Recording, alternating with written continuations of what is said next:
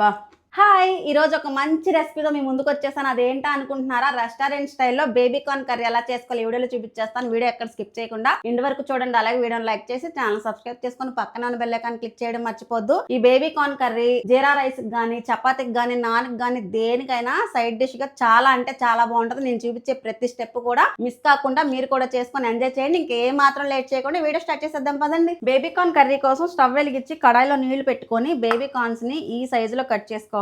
ఇలా కట్ చేసుకున్న వాటిని మరుగుతున్న నీళ్ళల్లో వేసేసుకొని ఇందులోనే కొద్దిగా సాల్ట్ కూడా వేసుకొని 50% బాయిల్ అవనివ్వాలి. మరీ ఎక్కువ కాదు. మనం తెచ్చుకున్న సైజుని బట్టి ముక్కలు కట్ చేసుకోవాలి. నాకు కొంచెం పెద్ద సైజు వచ్చినాయి, సో నేను ఇలా కట్ చేసుకున్నాను. మీకు వచ్చే కార్న్ సైజుని బట్టి సైజ్ చూసి కట్ చేసుకోండి. చూసారా, ఈ విధంగా 50% బాయిల్ అయితే సరిపోద్ది. కరెక్ట్ గా కుక్ అయిన స్టవ్ ఆఫ్ చేసి ఈ నీళ్ళలోంచి తీసి పక్కకు పెట్టుకుందాం. స్టవ్ వెలిగించి మరొక ప్యాన్ పెట్టుకొని కొద్దిగా ఆయిల్ వేసుకోవాలి. ఇందులోనే 1 టేబుల్ స్పూన్ నెయ్యిని గానీ బటర్ని గానీ వేసుకోవాలి. నేను నెయ్యిని వేసుకుంటున్నాను. ఆయిల్ హీట్ అయిన తర్వాత 3 లవంగా, 2 ఎలాచి, అలాగే 1 ఇంచు దాల్చిన చెక్క, 2 ఎండుమిర్చి, 1/4 టీ స్పూన్ జీలకర్ర. ఇప్పుడు ఇందులోనే కట్ చేసి పెట్టుకున్న 1 పచ్చిమిర్చి సన్నని తరుగు, అలాగే 3 మీడియం సైజ్ ఆనియన్స్ సన్నగా కట్ చేసి వేసుకోవాలి. ఇవి మగ్గడానికి కొద్దిగా సాల్ట్ కూడా వేసుకుందాం. స్టవ్ ని లో ఫ్లేమ్ లో పెట్టుకొని ఉల్లిపాయ చక్కగా గోల్డెన్ బ్రౌన్ కలర్ వచ్చేంత వరకు వేగనివ్వాలి. ఉల్లిపాయ బాగా మగ్గిపోయింది కదా, ఇప్పుడు ఇందులో 1 టేబుల్ స్పూన్ అల్లం వెల్లుల్లి పేస్ట్ వేసుకోవాలి. ఫ్రెష్ గా ఉన్న అల్లం వెల్లుల్లి పేస్ట్ వేసుకుంటే టేస్ట్ చాలా బాగుంటుంది. పచ్చివాసన పోయేంత వరకు దీన్ని కూడా 1 నిమిషం ఫ్రై చేసుకుందాం.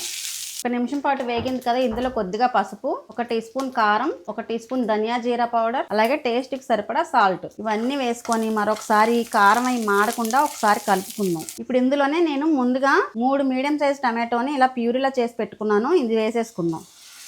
పండిన టమాటోలు తీసుకోండి. పండిన టమాటో అయితే టేస్ట్ బాగుంటుంది. ఇప్పుడు ఇది వేసిన తర్వాత మరొకసారి కలిపి 2-3 నిమిషాలు టమాటోలోని పచ్చివాసన పోయేంత వరకు మగ్గనిద్దాం. టమాటోలోని పచ్చివాసన పోయి ఆయిల్ పైకి తేలింది కదా, ఈ స్టేజ్ లో మనం 2 టేబుల్ స్పూన్ల జీడిపప్పు పేస్ట్ ని కూడా వేసుకోవాలి.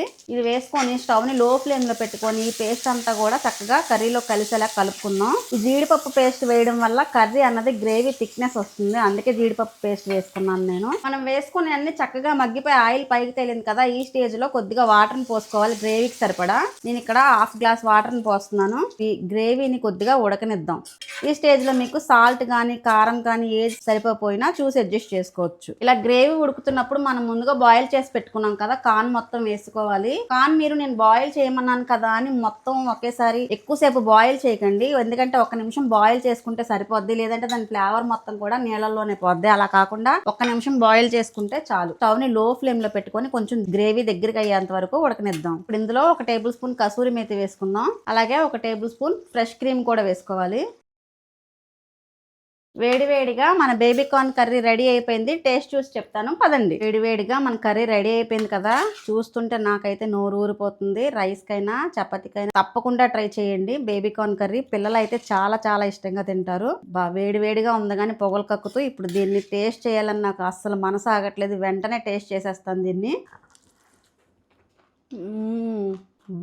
ఉప్పు కారం మసాలా అన్నీ మనం వేసిన పర్ఫెక్ట్గా సరిపోయినాయి. పిల్లలు ఖచ్చితంగా చాలా ఇష్టంగా తింటారు. పిల్లలే కాదు, పెద్దవాళ్ళు కూడా చాలా ఇష్టంగా తింటారు. రెస్టారెంట్కి వెళ్ళే పని లేకుండా చక్కగా ఇలా కమ్మగా బేబీ కార్న్ కర్రీ చేసుకుని తినండి. స్వీట్ కామ్ తీయగా ఉంది, చక్కగా లైట్ స్వీట్నెస్ తో, గ్రేవీ చక్కగా థిక్ గా మంచి టేస్ట్ తో భలే ఉంది. ఎంజాయ్ ముందు వీడియో లైక్ చేసి ఛానల్ సబ్స్క్రైబ్ చేసుకొని పక్కనే ఉన్న బెల్ ఐకాన్ క్లిక్ చేయడం మర్చిపోద్దు. మరో వీడియోలో మళ్ళీ కలుద్దాం. బాయ్.